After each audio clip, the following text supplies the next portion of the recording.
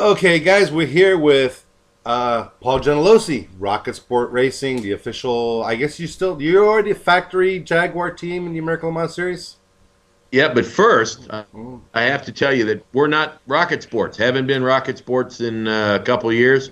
The new company we started is RSR Jaguar.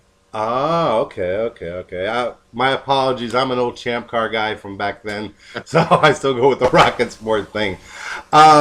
Last week, Long Beach, kind of a mixed bag. You had your best finish for your Jaguars, but then you also had some problems early in the race.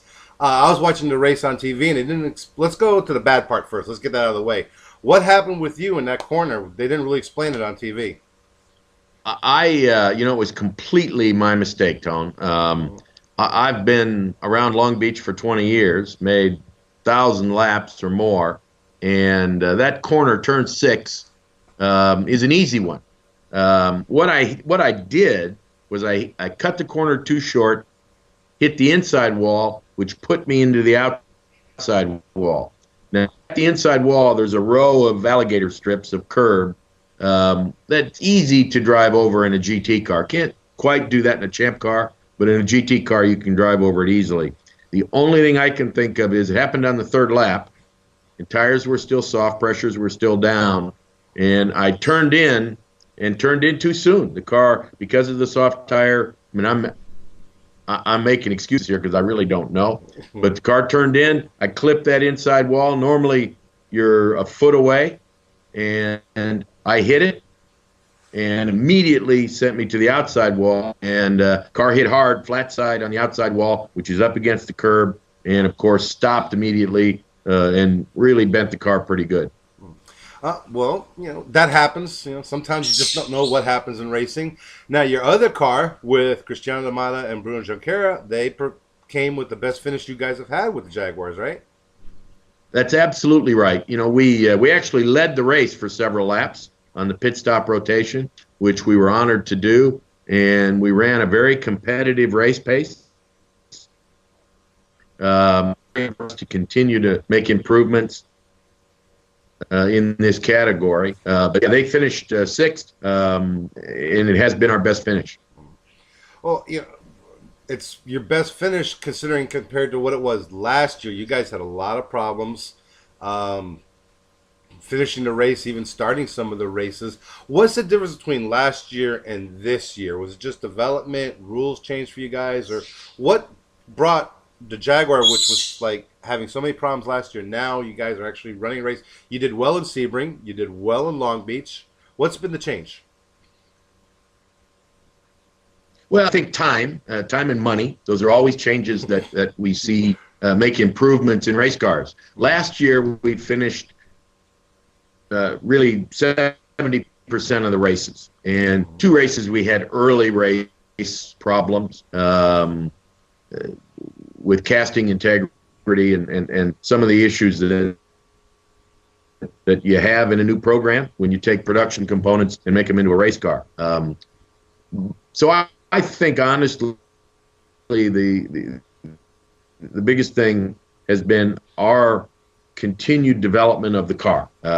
We started out with a race car that weighed 1,300 kilos. The production car weighs 1,800 plus kilos, 4,000 pounds, and we had to take 1,200 pounds off the car to get it to be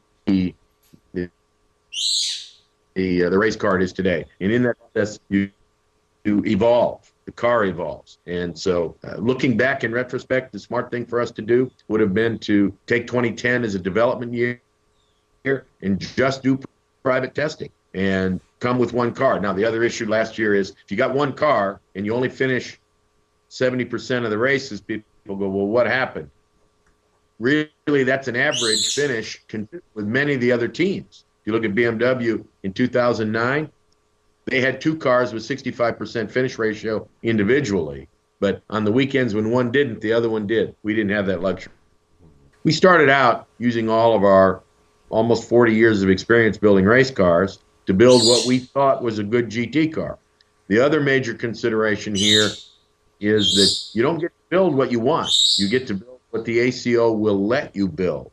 So in the homologation process, they're very careful not to give you an advantage. In fact, you start out at a disadvantage, and then you work through the process with the ACO, and little by little, after they analyze your competitive position, they give you the things you need to compete.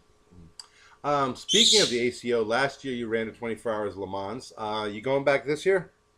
No, we got our we got our butts spanked last year. We weren't ready to go. Mhm. Now, this year we're probably ready, but when you consider the overall cost of going to Le Mans, for a two-car team, it's in excess of $1 million. Mhm. When you consider the cost, we're much smarter to focus on development, and that's what we're doing over the next 75 days.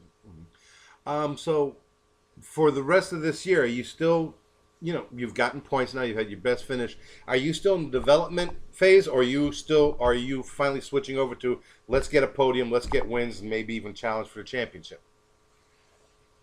The only way you get those things is development.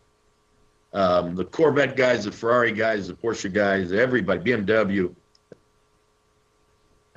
they're doing development every day, and that's what we have to continue to do. So our plan for the next 75 days is to work on a new car, to go to the wind tunnel, go to the 7-post, go to the KNC rig, go to the racetrack and test to make improvements in what we have. All right, Paul. Thank you very much. Now's when everybody just in ALMS, like you said, just working on development. You got like almost 3 months now, sitting around while everybody else goes plays in Le Mans. You get to work on the car.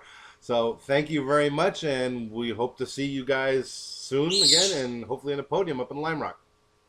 Well, we're going to work hard at it. We have 7 races left, and we're going to redeem ourselves for the slow start we had last year, and we really want to thank all of our fans in South Florida. All right. Thanks, Paul. Take care.